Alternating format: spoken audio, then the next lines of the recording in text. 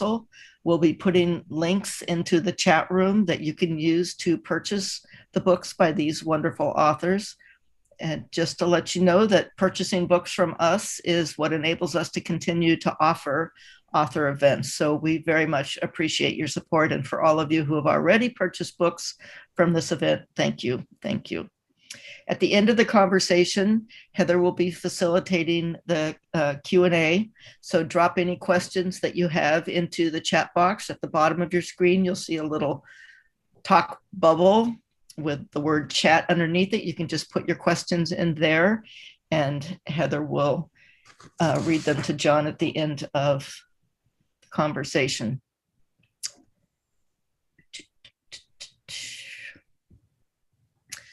So with that, I am going to introduce Heather Sellers, who will then introduce John, and then I am going to go away, and you will just have their two lovely faces to look at. Heather Sellers grew up in the low wetlands of Orange County, Florida, and moved frequently while growing up.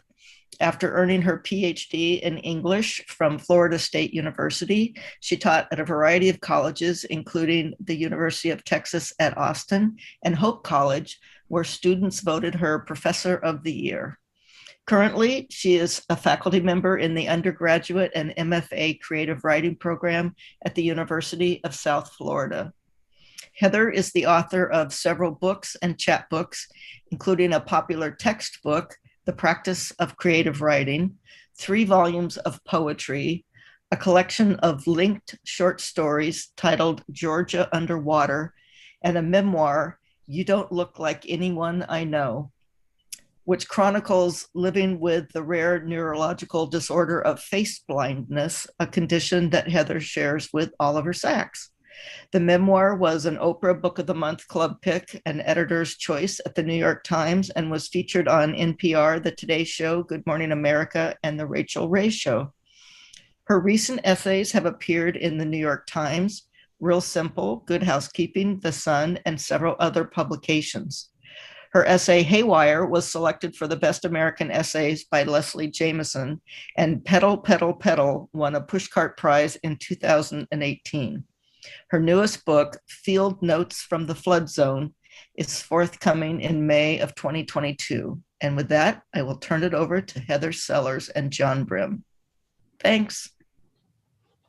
Thank you so much for having us, Broadway Books. It's an honor to be here, and it's an honor to be with you, John. Welcome, everyone. Thank you so much for coming. I am thrilled to present to you my friend and dear colleague, John Brehm. John Brehm was born and raised in Lincoln, Nebraska, and educated at the University of Nebraska and at Cornell University. He's the author of 3 terrific books of poetry, most recently, No Day at the Beach, which is available at Broadway Books. A 4th volume of poetry is in progress. He's also edited an anthology of truly wonderful poems. I'm teaching from this book now, The Poetry of Impermanence, Mindfulness, and Joy. It's been a runaway success for Wisdom Books, its publisher. It's been reprinted already 5 times. John Brehm lives in Portland, Oregon with his wife, Alice Boyd, and together they lead mindfulness retreats, incorporating Feldenkrais awareness through movement, guided meditation, and mindful poetry discussions. John also leads a monthly poetry as spiritual practice gathering. We're here tonight because John Brehm has a new book out, The Dharma of Poetry, How Poems Can Deepen Your Spiritual Practice and Open You to Joy. It's a companion to the anthology. We're going to talk tonight about the project and its aims and get a flavor for the teachings the book contains. After our conversation, we'll open the space for questions from all of you. Welcome, everyone, and welcome, John. It's so good to be with you. Thank you, Heather. Wonderful to be with you, and thanks to Sally and Kim and everybody at Broadway Books. So just a terrific bookstore and wonderful part of our community. So very grateful that you're hosting this event. And thanks everybody for being here. I can't see any of you, but I can feel your presence. So I'm grateful that you're tuning in. So yeah. Thanks, John. I thought we would begin our conversation by asking you to read from the introduction, from the opening paragraphs of the new book. Yeah, I'd be happy to. So yeah, I'll just read like the first 3 paragraphs from the introduction to the Dharma poetry. This is a book about poetry as a source of wisdom. It argues not that poems are or should be didactic or prophetic, or that poets be regarded as sages making grand pronouncements about the meaning of life, but that poems embody and implicitly endorse ways of being in the world that anyone engaged in spiritual practice or anyone wanting to live a more mindful life might want to emulate. Here's an example of what I mean, a haiku by the great Japanese poet Issa, translated by Robert Haas. I'm going to roll over, so please move, cricket. The poem, like many of Issa's, is charming in its simplicity, its childlike innocence. Didn't we all once talk to animals, large and small? The poem is nothing more, but also nothing less than a gentle warning and a request spoken by a person to a cricket. The poet is not telling us how to live or arguing for the virtue of non-harming. Instead, Issa demonstrates an attitude toward life and a way of behaving whose ethical dimension is plain to see. Even insects deserve our respect, the poem seems to say, deserve to live out their lives and not be harmed simply for being in our way. It's important also to note that the poem is not addressed to us, but to the cricket. And what is the significance of that? What are we to make of a man speaking to an insect? It suggests a friendliness and care that Issa extends to all beings, even the most lowly among us. Indeed, the poem may be seen as a subtle subversion of the hierarchy which we humans impose always to our own benefit on the world around us. It implies that we are not separate from or more important than the creatures with whom we share this life, that we can and should address them as equals, and that we can be mindful of their well-being as we move through the world. All this in just 3 lines and without ever making a direct assertion about how one should live. Such is the power of poetry. Thank you, John. That's wonderful. I really do love this book. One of the things you're doing in the project is presenting poetry as a source of wisdom, not didactic, but exemplary is a word that you use. What do you mean by that? Poems are exemplary. Yeah, that's a great question. I mean, that kind of gets at the heart of the way, or one of the ways I'm approaching these poems. And you can see it in this poem by Issa. I'm going to roll over, so please move, cricket. And so there's an attitude of humility and kindness and care, a warmth and friendliness that Issa is modeling in a way for us in that poem. And those are qualities that, we would all do well to emulate. And so just the flavor of the way Issa brings this kind of warm-hearted attention to his world, and this poem is fairly typical. He writes a lot about insects, these creatures that, most of us don't think, oh, that would be a great subject for a poem, an insect. But he's quite wonderful in that way. So that's one example. And, I've been thinking about this, and part of what's happening is he's paying attention, right? You have to see the cricket first in order to ask it to move, to make that request. And to see the cricket, you have to be, paying attention. And in my own life, before I first started writing poetry, when I was in my early teens, I grew up in Lincoln, Nebraska, and when I began to be aware that there were more glamorous places to live than Lincoln, Nebraska, if you had told me that the world I was in was interesting in any particular way, I would have, laughed. I mean, I thought Nebraska, it's boring. There's nothing happening here. There's just nothing going on. And when I started reading and writing poetry, when I started reading, especially William Carlos Williams and Nebraska poets, Ted Kooser and Greg Kuzma, I started seeing the world in a totally different way. I mean, they taught me how to pay attention. And when I learned that, the world went from being kind of dull and ordinary and unremarkable to being sort of luminous. I literally started to see the world in a different way. And it was, it changed my life. It changed my life. I mean, before I started practicing meditation, it was a glimpse of how the world can be when you're really attending to it, when you're really looking, especially at things that at first glance seem ordinary or unimportant, insignificant. So that's definitely how it showed up in my life. But I thought maybe I would read another poem that demonstrates another kind of way of that poems can be exemplary.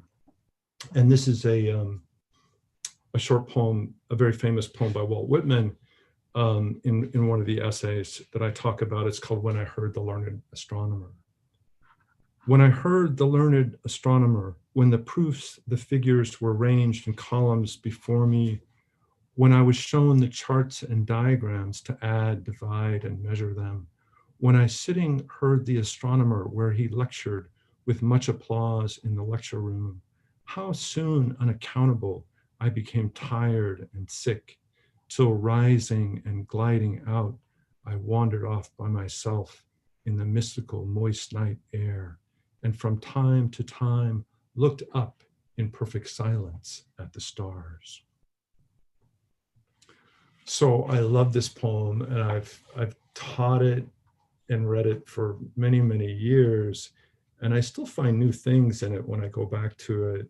But one of the things I love about the poem, and one of the ways it's exemplary, is it forms this rejection of a way of seeing the world, understanding the world, this kind of reductive, materialist, kind of mechanistic way of understanding. And he gets up and walks out of the room. It's like, I'm sick of this. This is making me tired, and I'm just going to leave. I'm just going to get up and leave.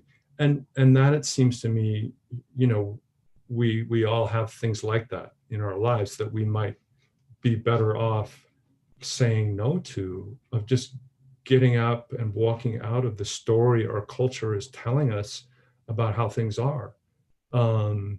So that's another, just that action in the poem. And then the reward of, leaving this room where there's this loud applause. And, you feel in that moment that the applause for the speaker, there's the quality of awe is not directed at the stars, but at the speaker. There's a kind of maybe arrogance in this presentation, which is getting all this applause, and Whitman's not interested in that, but this rising and gliding out and wandering off by himself. And then he's rewarded with this moment of a deep union with the cosmos, and looked up in perfect silence at the stars.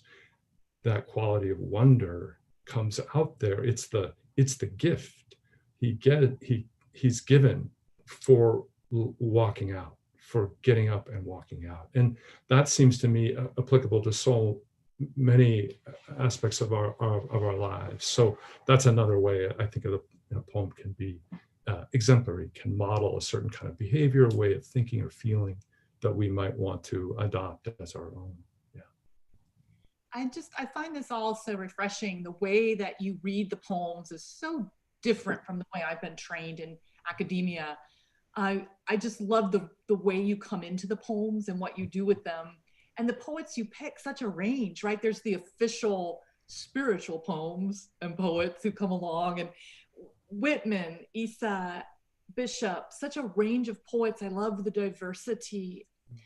Another thing you're doing with the poems, John, is really intriguing, and you present them as boundary dissolving experiences. I think some members of your audience are familiar with that language, but others maybe not. Can you explain, like, how does a poem dissolve boundaries? Can you maybe show us and dissolve some boundaries for us?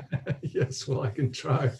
Yeah, it's interesting. I didn't set out with the intention to write almost exclusively about poems that enact these boundary dissolving experiences. It wasn't until I was, almost done with the essays that I realized that like almost every one of them touches on or dramatizes a boundary dissolving experience. And so boundary, the sense of separation, of being a separate self, an isolated self that is, detached from, fundamentally different from everything outside of us, the sense of isolation of that. Um, those, I mean, because of course there are some boundaries which are important to maintain, but that kind of boundary is one that, leads to suffering, that sense of separation. So when that can fall away, it's a joyful experience. I think, we've all had that in one realm or another. And, they, when they happen in poems, if you feel into that experience, if you're really kind of inside the poem, if you dissolve the boundary between yourself and the poem by not holding it up, like you said, academically, to study, to break it down into its parts, to analyze it, that keeps you at a distance. But if you actually imaginatively enter the poem, then the boundary dissolving experience is one that you can participate in, and that can help us attune to those kinds of experiences. It can make us aspire to have those experiences more often in our lives. But there are a lot of examples of poems like that. There's a short poem by the 12th century Japanese poet Saigyo. He says, detached observer of blossoms finds himself in time intimate with them. So when they separate from the branch, it's he who falls deeply into grief. Yeah, beautiful. That's so amazing. He's so intimate with these blossoms that when they fall, he falls. There's no separation in their separation. And then I know a lot of you probably know the James Wright poem, A Blessing, where James Wright is traveling to Rochester, Minnesota, and he and a friend stop and they see these horses and they climb over this fence, and which is also is a boundary, right? And they go into this field and he makes contact with one of these horses, and then it has this amazing ending where he says, suddenly I realized that if I stepped out of my body, I would break into blossom. And that's, total like transcendent moment of, boundary between him and the horses and between him and this other realm is seen to be, permeable.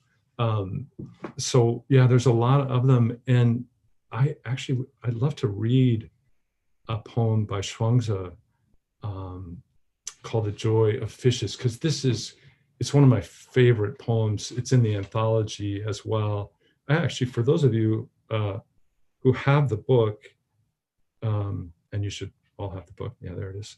If you want to follow along in your hymnals, it's page 91. The Joy of Fishes. Shuangzi and Huizi were crossing Hao River by the dam. Shuang said, "See how free the fishes leap and dart. That is their happiness." Hui replied, "Since you are not a fish, how do you know what makes fishes happy?" Shuang said, "Since you are not I, how can you possibly know that I do not know what makes fishes happy?" Hui argued, "If I, not being you, cannot know what you know, it follows that you, not being a fish, cannot know what they know." Shuang said, "Wait a minute. Let us get back to the original question. What you asked me was, How do you know what makes fishes happy? From the terms of your question, you evidently know I know what makes fishes happy. I know the joy of fishes in the river through my own joy as I go walking along the same river. Um, yeah, I love this poem. I love the playfulness of it, the wit, the kind of rhetorical jujitsu that Chuangzi does in this poem. But that, it's Hui, his kind of philosophical opponent, is insisting that we're totally separate from the world around us. You can't know what the joy of fishes are. You can't know that unless you are a fish, and like there's no way of knowing. And Shuangzi is just asserting the truth of this empathic resonance that he feels with these fishes. So that boundary is dissolved there, and that assertion, that beautiful assertion, I know the joy of fishes in the river through my own joy as I go walking along the same river. It's such a powerful assertion. We feel the rightness of that. Like, so we feel the truth of that. We resonate with that moment in the poem, So that boundary there is also dissolved. At least that's how it feels for me. Yeah. It reminds me so much of our wisdom as children. That last stanza always makes me think of how a kid would answer. I know because I have the joy in me. You feel it, and we really trust that wisdom when we're kids. Yeah. That's a great point. And it's like we learn, our culture teaches us to forget that, and to adopt this story about the scientific kind of rational way of knowing, being superior. And look where that has gotten us. Yeah. When we're kids, we're outside, we're walking outside, and we're just experiencing, I think, that non-separation, it's at hand. I'm teaching one of the walks, one of the exercises you have in the book, the spacewalk, which I love, where we go out and we walk and we look for objects. The brain's going to naturally look at objects and then look at spaces between objects. Yeah. My students are just loving this. I think in part because we're walking outside. We're given permission to walk outside, which leads me to my next question, John. You talk a lot about poetry and ecology, and this is something that you and I talk a lot about between us. And there's that relationship between non-separation and the ecological crisis that we're in. That's here in this book too. Yeah. I'm thinking of the Joanna Macy quote. Oh yeah, she speaks to it really eloquently. But yeah, that in some ways you can see the root cause of the, let's just say, the climate crisis. I mean, there's any number of crises happening right now that you could argue that they're really the result of this sense of separation, this illusion of separation, that we're fundamentally different from and cut off from the earth and all other beings on the earth. And these poems, these boundary dissolving poems, can begin to help heal that sense of separation. But yeah, Joanna Macy's a wonderful Buddhist teacher, environmentalist activist, and she says, and this is on page 6 in the book, if you want to find it. She says the crisis that threatens our planet derives from a dysfunctional and pathological notion of the self. It derives from a mistake about our place in the order of things. It is the delusion that the self is so separate and fragile that we must delineate and defend its boundaries, that it is so small and so needy that we must endlessly acquire and endlessly consume, and that as individuals, corporations, nation states, or a species, we can be immune to what we do to other beings. Yeah, and so, I wouldn't make the claim that like reading poems about boundary dissolving experiences is going to solve the climate crisis, or get us out of the ecological nightmare that we're kind of entering. but they can, I think, begin to shift our consciousness and our understanding, of how we are interwoven with the world around us, not separate. And that, it feels to me like, technological fixes are not gonna get us through this. If we just suck all the carbon out of the air, but keep living the way we're living, um, we'll find another way to ruin things. And so, a shift in consciousness is something that poetry can help make happen. Maybe more profoundly than other kinds of writing, because it engages us emotionally and imaginatively. It's not just an idea, we have an experience in the poem. And so that can, I think, help kind of prepare the ground for transformation. Yeah, I hope that's true. Does that seem true to you? Well, I'm thinking as you're speaking of the way you present stopping. The book kind of starts with stopping. Yeah, that's right. Yeah. And that our stopping is our first step, maybe in addressing some of the concerns that you're talking about. Yeah. Yeah. The first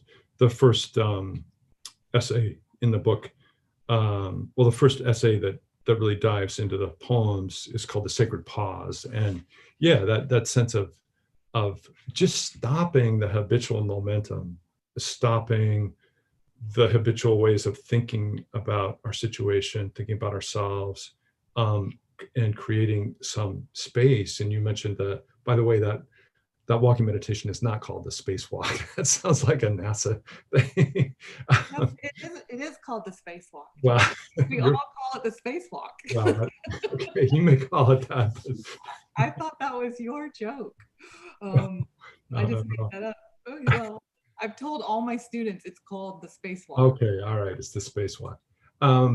But that we're so conditioned to look at objects, in our environment, and when you change and when you start looking at not at objects but the spaces between them, it's like a radically different kind of experience. And you kind of can feel the spaciousness inside, the spaciousness in the mind when it's not crowded with thoughts, because we're also conditioned to pay attention to our thoughts. I'm having this thought about this. Oh, it's I better take it seriously. It's a thought. Whereas the space between the thoughts that's where awareness can be found, and rest and peace. So yeah, shifting, stopping is maybe the first step towards something new emerging. Yeah, that's a great. I love that. I love that. Thank you. In addition to the essays, you've got 5 meditations in the book, and there's 5 writing prompts. And I wondered if you could talk about the teaching aspect of the book and maybe even share one of the prompts with us. Yeah, I added those, kind of as the book was nearing completion, as I had, written the most of the essays, and thinking about, like, what kind of book do I want this to be, and how can it be useful to people. And so I wanted there to be an interactive element, a way to practice with the poems. So the meditation practices are a way of kind of using the poems to enter into mindfulness practice. And then I assume that the writing prompts actually don't assume that people are writers, that you don't have to be a writer to work with these prompts. But I wanted it to be kind of interactive, so that you're not just listening to me talk to you about the poems, but having a chance to kind of work with them more directly yourself. And I think my favorite of these is the third writing prompt, called Seeing from a Non-Human Perspective, which takes us back to the Aesop poem. Yeah, it's one of the gifts of poetry is that it can release us from our constricted sense of self and help us feel in communion with a world that is alive, awake, and aware. This writing exercise invites us to inhabit other life forms and to see the human world from a non-human perspective. And so the prompts are: imagine how the cricket might respond to Isa after the poet announces that he's going to roll over and says, "So please move, cricket." Like, what would the cricket say? And then there's a Denise Levertov poem in the book where she comes into a room of vines and she feels that they have been talking before she entered the room. And she said, "My presence made them hush their green breath." Um, and so the prompt is to write a dialogue of what the vine leaves were talking about before Levertov's interruption makes them hush their green breath. And then Frost has a wonderful poem about a tree outside his window. "Tree at my window, window tree, my sash is lowered when night comes on, but never let there be curtain drawn between you and me." And he describes the tree kind of, he says, "But tree, if you have seen me when I slept, you have seen me when I was taken and swept and all but lost." Um, and so the prompt is, imagine what the tree might be thinking or feeling as it watches Frost being taken and swept and all but lost in his troubled sleep. So yeah, just an invitation to, find a way to work with the poems and kind of imaginatively break out of the human centric view of everything. We're so locked into seeing it from our particular perspective, but also our kind of species perspective. So yeah, I hope those are enjoyable for people to work with. Yeah. We've been enjoying them. Mm, Thank you for that.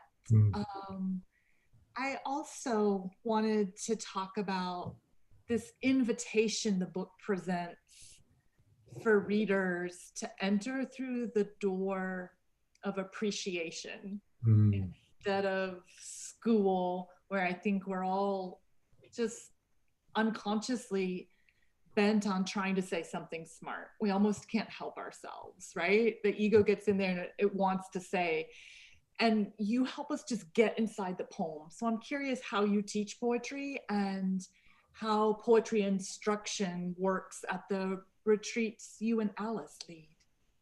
yeah, yeah, that's really important to me, that finding a different way of engaging with poems, because you're right. I mean, that is our kind of default way. We see a poem and there's maybe some nervousness, like this poem's going to say something, I'm not going to understand it.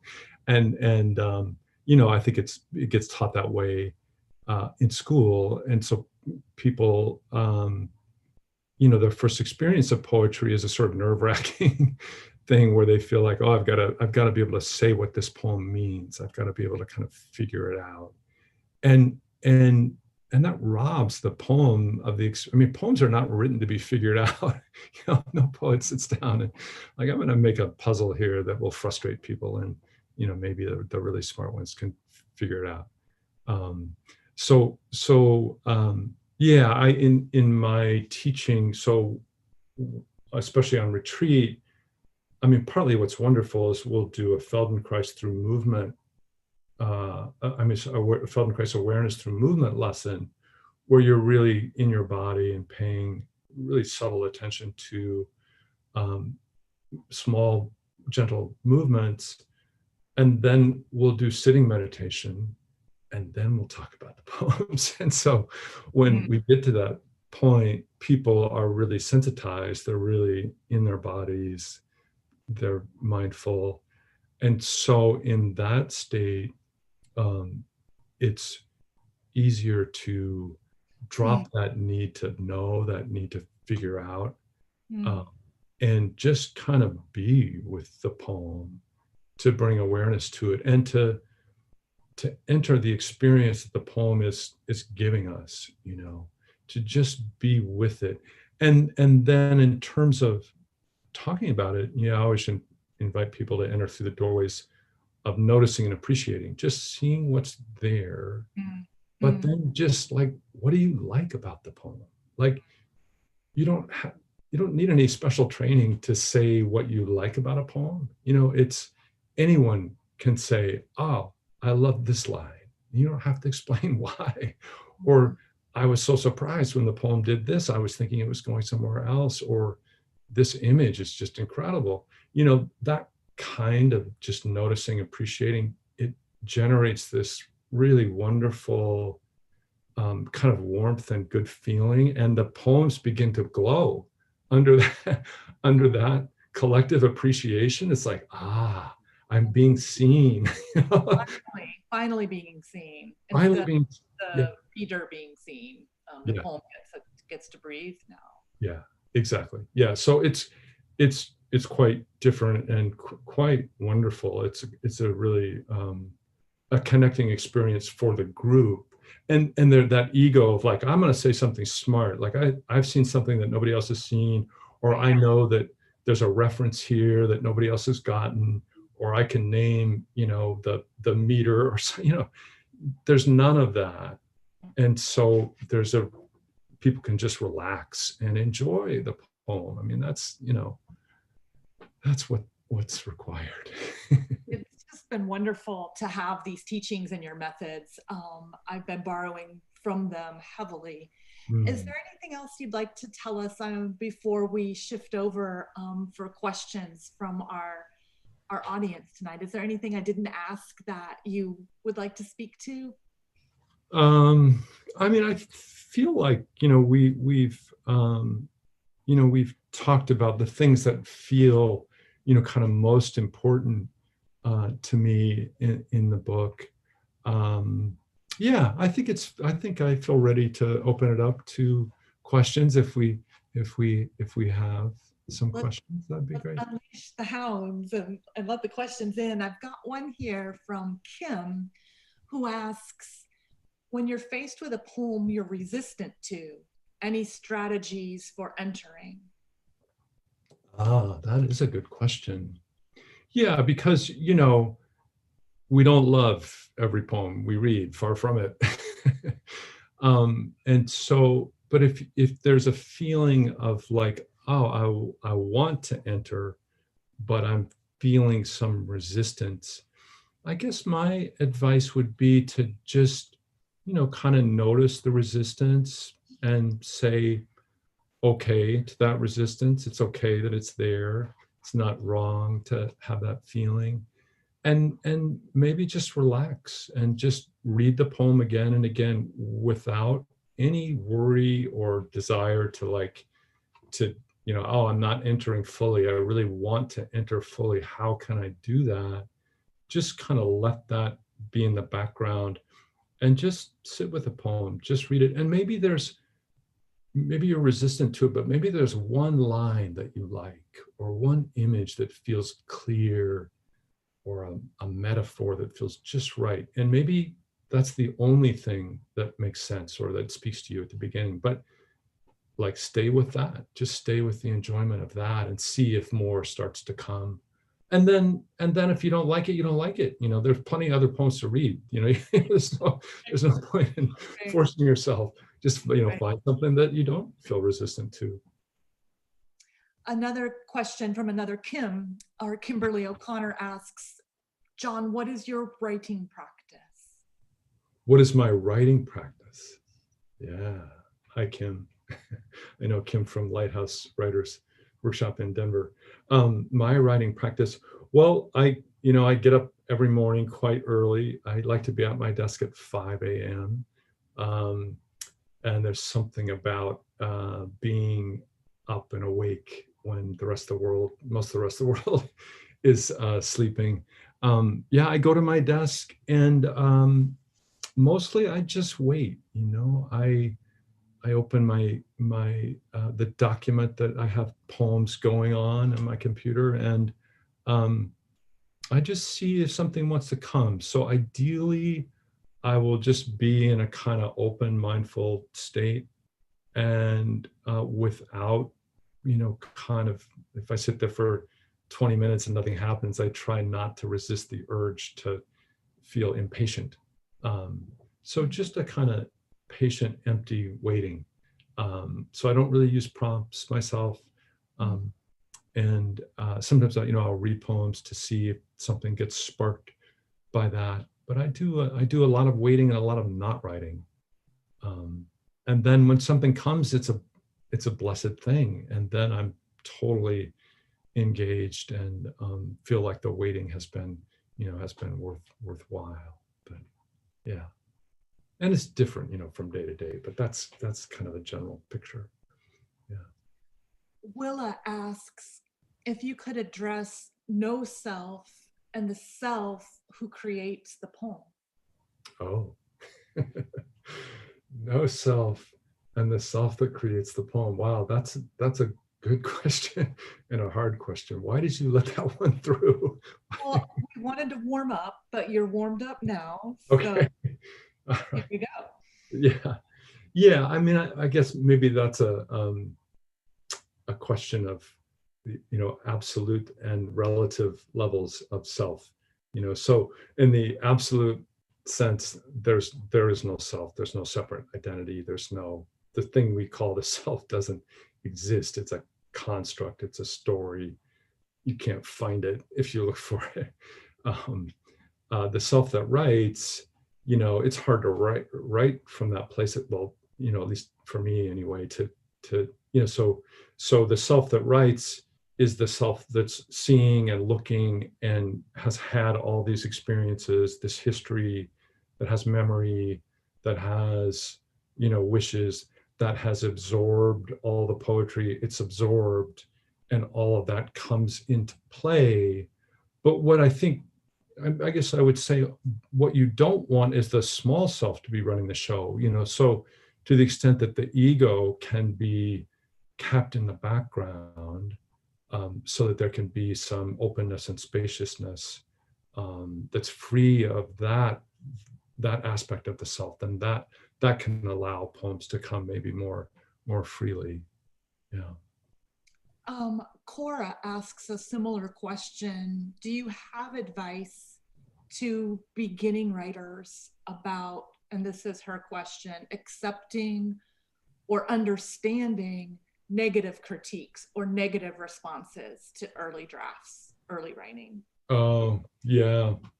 Yeah, that's a good question. And yeah, in my own teaching of writing, I strongly discourage negative critiques of people when they bring in a poem. I insist that the first thing that we do is notice and appreciate what we like about what the poem is doing.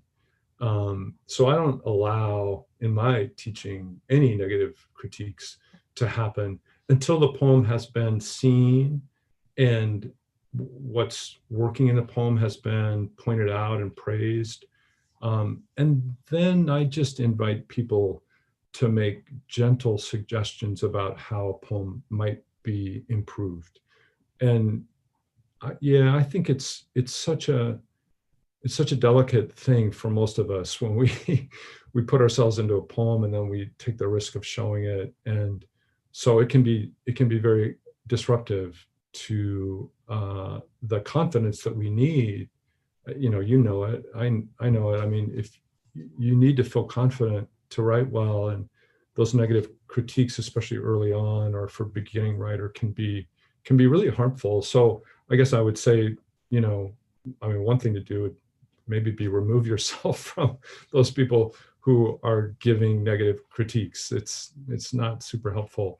Um, and then just try to trust your own sense of how do you feel about the poem.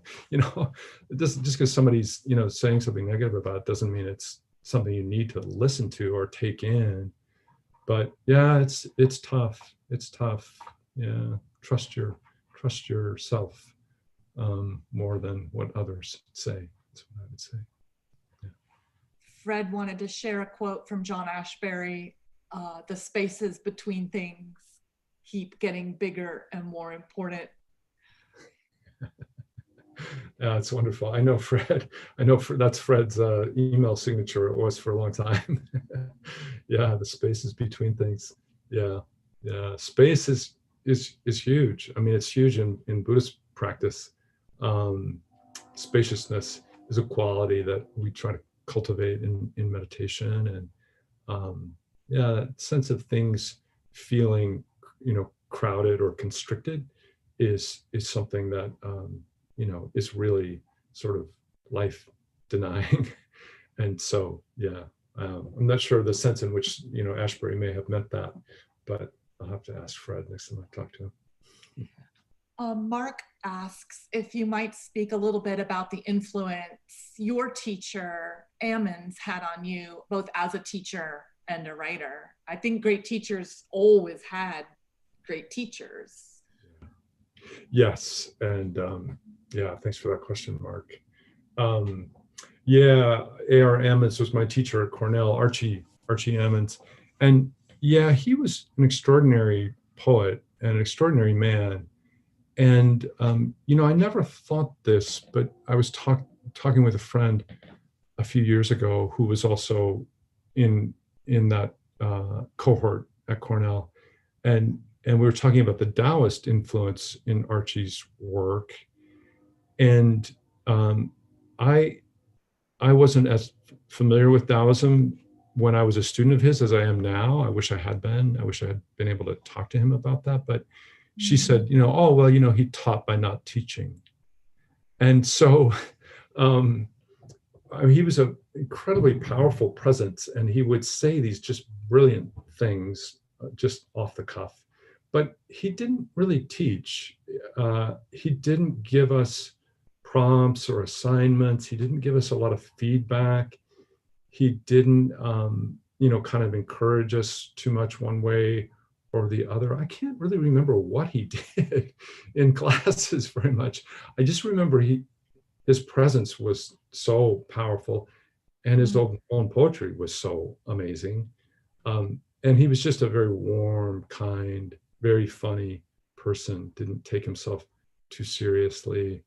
Um, but a huge influence on me, his work, the philosophical depth of his work, that he engaged ideas in his poetry in ways that I hadn't seen done before. I was very drawn to that. And yeah, his wit also in his short poems has been a big influence on my short poems, and just his presence, his way of being a poet. Like he never gave readings until very late in his life. He hated to fly, and so even though he won the National Book Award twice and got all kinds of invitations, he just wasn't interested. I mean, he wasn't worried about his career, his reception, and all that stuff that poets tend to be obsessed with now. And I admired that about him as well, the way he handled all that. Yeah. Annette Taylor thanks you for your retreats and sends gratitude and asks if you might talk about what feeds your mindfulness practice, what feeds your poetry writing. Yeah, thanks, Annette. What feeds my mindfulness practice and what feeds my poetry writing? Yeah. I am constantly reading Dharma books and listening to talks and learning from. I mean, we're so fortunate to have access to all these tremendous texts from every tradition, Zen and Dzogchen and Tibetan, traditions, and um, that's all at our fingertips now, and it's quite wonderful. And then we have these living teachers who are so powerful. Gold, Jack Kornfield and Joseph Goldstein come to mind, and Sharon Salzberg, and so I'm constantly taking in these teachings and trying to deepen my own practice, and then just sitting practice every day and trying to bring that quality of awareness and warm-heartedness and kindness into the way I move through the world. And I'm getting that from poems as well. And what feeds my writing, reading other poets, reading great poems.